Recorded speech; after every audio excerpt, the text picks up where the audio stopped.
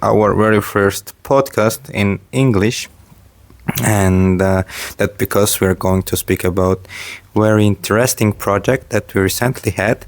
And today my guest will be Lika. Actually, she is the English teacher, or how should I say her profession? Yes, English teacher. And she was also the participant in the project called Nature Calls Us. It was Erasmus Plus project. And today we're going to talk about this project.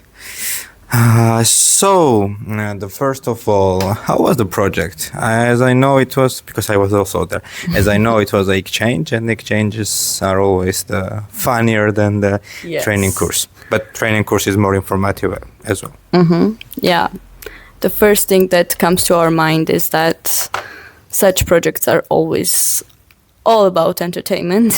And just because it was in Spain, that was my expectation as well, that we would have so much fun. But So at the same time, both. That's true. Jokes aside, it was quite interesting with lots of new information, I would say, and insights into mental health and how nature contributes to our mental health and well-being in general. I myself was quite an active participant, I would say. I would agree about that. And I think I got the most out of this project. Okay, before we go to the deep of the topic of the project, which was the mental health and the nature, and how to help our mental health, why it's important through the nature. But before we go to the deep to the topic, and we can speak about the importance of our mental health, let's speak about your favorite moment from the project. But beside the thematic and informative thing, but like funny story or something that you remember the most. Okay. And maybe it helped your mental health as well. Let me think. Or I don't know, maybe it got worse after that. Okay. I don't know, but yeah, that's my question first. Well, if we're not talking about the project side, first thing that I have to say is that Georgian team was very much Georgian in Spain. And my favorite part would be our breaks when we just went outside, spent some time together, listened to Georgian songs, but I would say concerning Georgian songs. and the old ones and the funny ones. Yes. Not like typical the ones Georgian are songs. the ones only Georgians understand. Yes. And speaking of music, I remember how on our cultural evening we presented the song we're proud of. I'm sure that Should I mention the title? No, you don't have to, and I'm sure no one has ever presented that song, not on the Erasmus, but like never ever somewhere but, with other people. I felt very Georgian at that moment, and I was very, very proud of us as a team and as a nation, let's say. Yes, it's like, it was really quite interesting that this song then I realized really shows our Georgianity that we are afraid to lose. So I think we managed not to lose Georgianity in Europe. The people who say that when Georgians go abroad and leave that sense of Georgianity, as you said, we did the opposite. We presented. You don't know the story, but I almost lost. Like, I was walking in the streets of Valencia, and one of the stranger was running and took my Georgianity and started to running away. But hopefully there was a Lasha. Who don't know Lasha? Lasha is our participant of the project from Georgian team, and of course the stranger didn't know that Lasha was with me, and Lasha took my Georgianity back. Okay, so your Georgianity is yes, sure. That's why it's really good to go with other Georgians on the Erasmus Plus project. Yes. Alone is also cool. I mean, but it's you should be careful. Okay, we're of course joking. We have the subscribers at the door. That's a noise if you hear anything. Yeah. I would also say like. Yeah, I'm also curious about your favorite parts. My favorite part, okay. I would not say the name of the participant. Actually, yeah, the participant, but one of our team member got drunk, not so much, but a bit, and we've been eating near the beach in Burger King. We were in Granada at the moment, and she really loves the Spanish, and she really loves to speak Spanish, and she's learning still, but loves to express herself. And she was trying to say hello, like hola in Spanish, to everyone, like all the people who were like walking by, and until she got answer back to the hola, and somehow finally someone said hola. Yeah, she was so excited to get the answer back. That was her goal, to talk to natives in Spanish. So. Okay, subscribe. You can come in, you can listen to us, Come in. but you will also. But you have to keep quiet. Guys, we're recording the podcast, please shut up. Sally, please. Come on, guys. Seriously, You can just sit down and listen to our Spanish adventure. Shh, please. Okay. We have to pause. I'm sorry. We have to wait. No, don't pause. It's recording, right? Yes, okay. Okay, so we can keep on. We have such nice subscribers, and if you are not our subscriber, I'm not sure if you want to subscribe anymore, but I would ask you to subscribe our YouTube channel. I feel like a real influencer Is it right right? now. Pronounce channel. Channel. Yes. Okay. Yeah, Lika is an English teacher, as you know. Yeah, we don't need to mention that every time. So okay, now let's move to the also interesting moment of the project, which is like what we have learned, what we have experienced. I am. Please.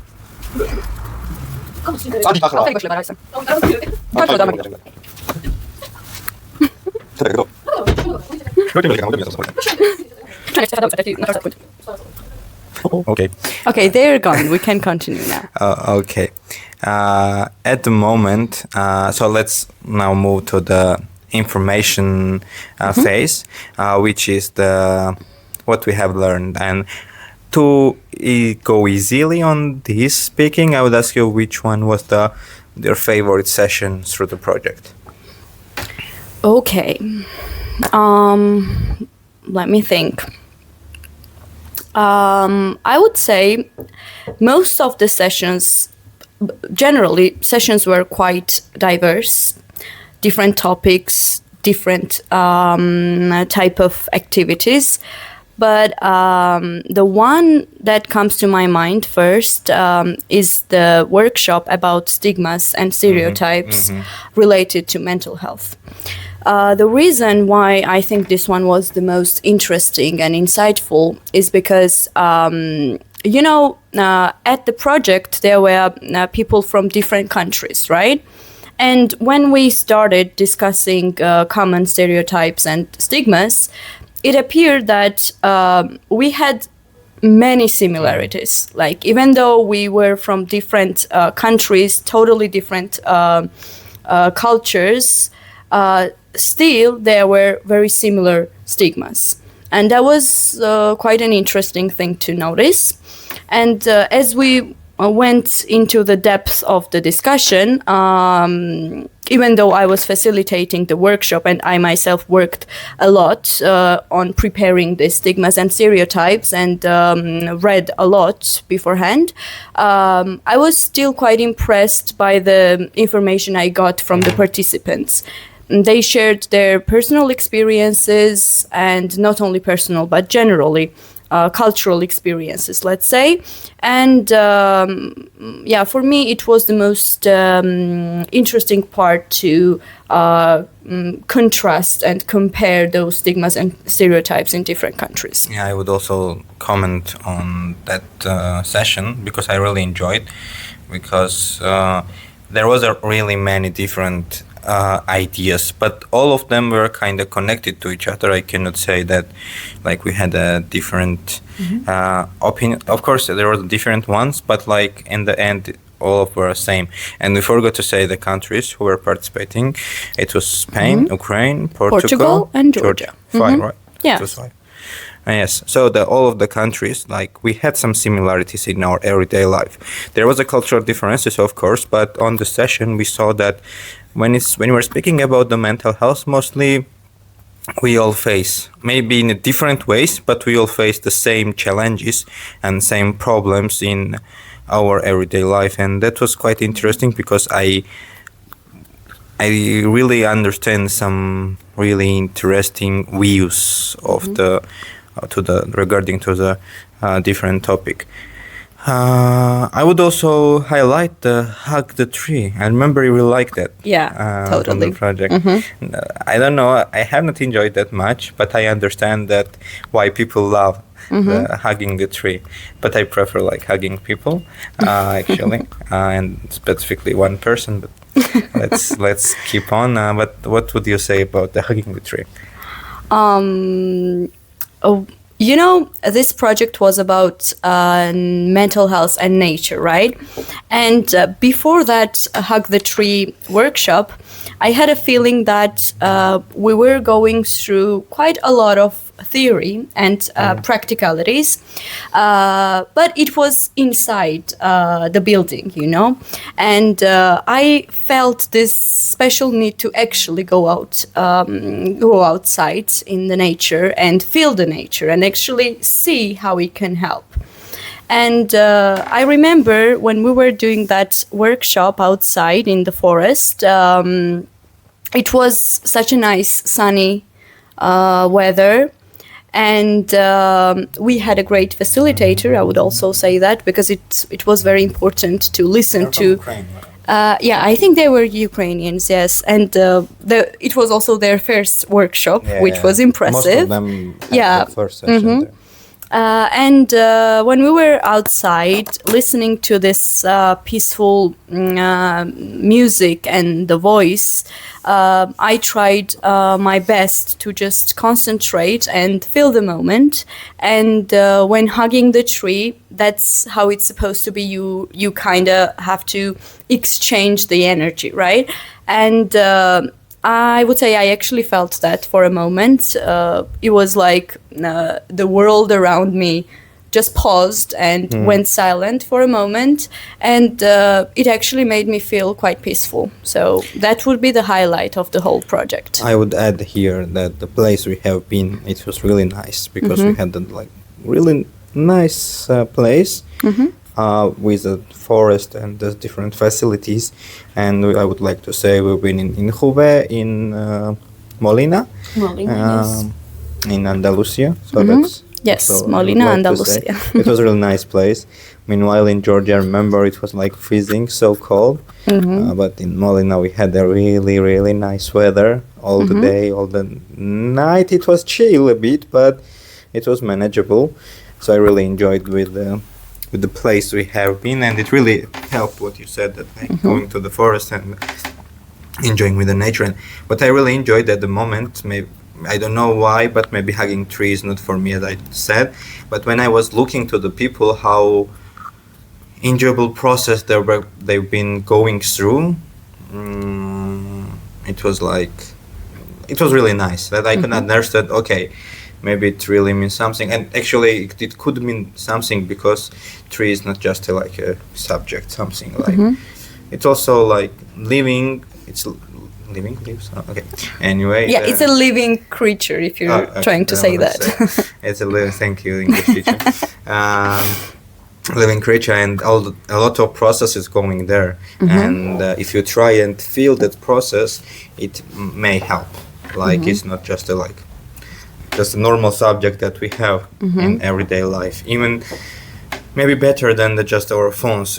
They're going a lot of processes as well, but it's not natural. But if you try to feel the natural processes going, I think it's something. And then when you see the people can enjoy with this process, it's also really nice. Was there anything that you felt it was the first time that you ever heard? Or it was like, maybe it is nice. Like maybe it's something that you already knew, but couldn't know that it is like really important for your everyday life or like generally in the life. Something that you found out. or like something that was new for you through the project? Now that I think about it, generally, we all know that, sleeping, eating well, exercising, and all these healthy habits help us in a way. And generally, of course, that's like a common knowledge, and we all know that. But I remember this one workshop, I think it was called happiness hormones or something. Yeah, that's right. And during that workshop, we got the information, like I would say essential information about how each of these healthy habits and activities help, but on a biological level.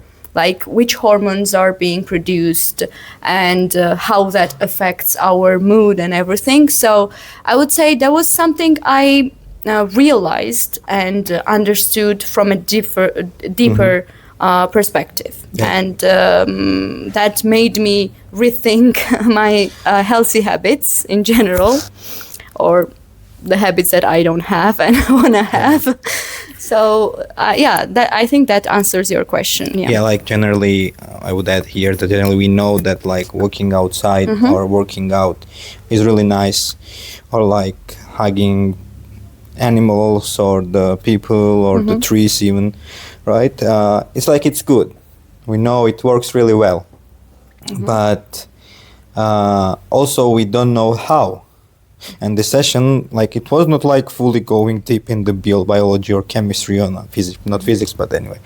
But yeah, it's like you can understand that how these things affect your health, not only mental but physical, and both at some point, but mostly mental.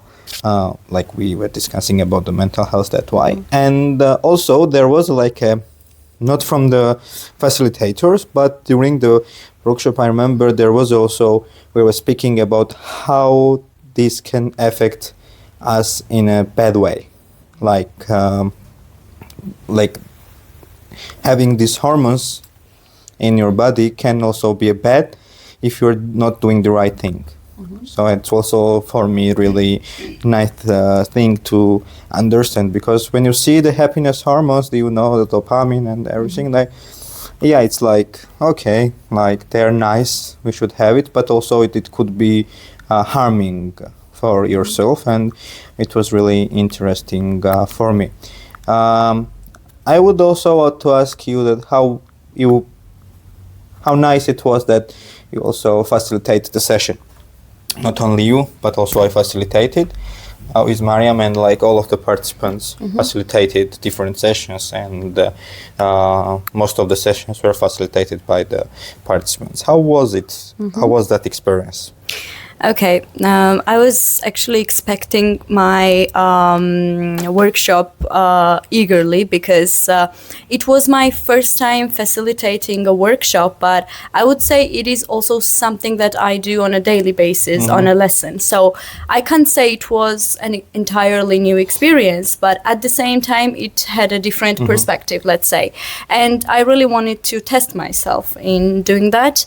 And the way discussion went on and the way those questions and stigmas were quite thought-provoking, I felt like it worked, and I think we took up more time than we had planned. The workshop lasted longer, so that only means that it went well, and I was quite satisfied with that result. And at the same time, I was there not as a facilitator, but also as an active listener, and it really gave me new perspectives and ideas about this topic. And as I mentioned earlier, even though I was quite well prepared, still the discussion gave me some new insights, let's say, into the topic. And yeah, it was very successful. I enjoyed it a lot, and I would say that in the future maybe I would love to try that again. I remember that we didn't want to stop discussing on the topic that you brought, and it went really well actually. We've been a bit tired because we had to move to the different place. But in the end, we were just sitting and discussing, like everyone.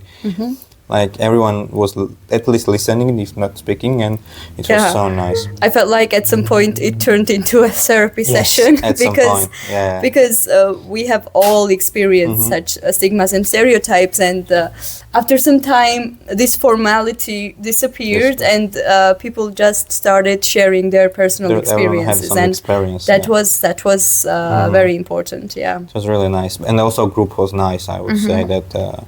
For the sessions, that it was going really nicely. And as I also say about my session, that we did, like, the idea that we did on the session was coming from one of the project that we were doing a lot of, how it's called, not therapy, but oh my god, meditation. We had a lot of meditations on the project, like for a week, and I was so tired because it was not easy for me. I was not expecting that much, and I did not enjoy so much. But then I took the idea, some of the sessions from there, and implemented in one session with Mariam, and then I understood, okay, maybe it's really nice, like, to do sometimes. And then I also used in the youth center here that method, and it was really nice for the kids as well. It helps you to why I liked it. They asked me how sometimes we think a lot, we overthink, and how to stop it. And I would actually share this. Like, you just start listening to your body, because a lot of process, as we know, is going in our body, like starting from our toes and into our hair, and we feel everything, like different things in every part of our body, but because we are used to it in everyday life, we don't care about that. Like, it's like normal, we are used to that.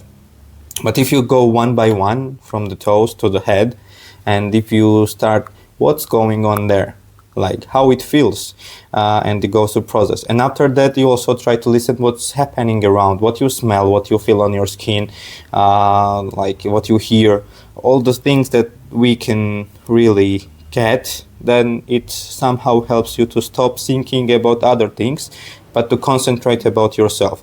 I don't know how much you feel if it will help you, because it's not like so professional way, but it's like really easy that everyone can do anywhere, even if it's like so noisy, because it's your body, and then outside it's okay to have a like really noisy place.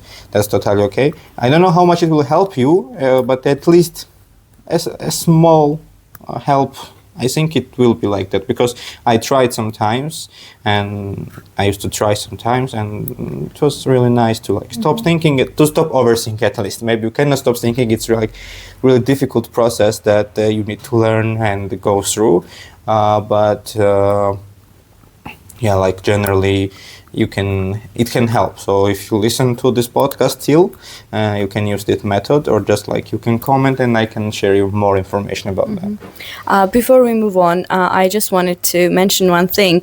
This is not related to what you just said, but you mentioned that you tried this with younger people, but if we think about the participants of the project, there were teenagers and quite an old adults, right? So I would also say that it was very interesting to see how even though there is an age gap between the participants, still we shared similar experiences and similar practices and similar problems related to the topic. So it was not only the cultural difference, but also the age difference, but still very similar problems and perspectives on mental health. Maybe not exactly the same experience, but like the idea was the same with everyone, like different experience, but the problems were the kind of same for everyone.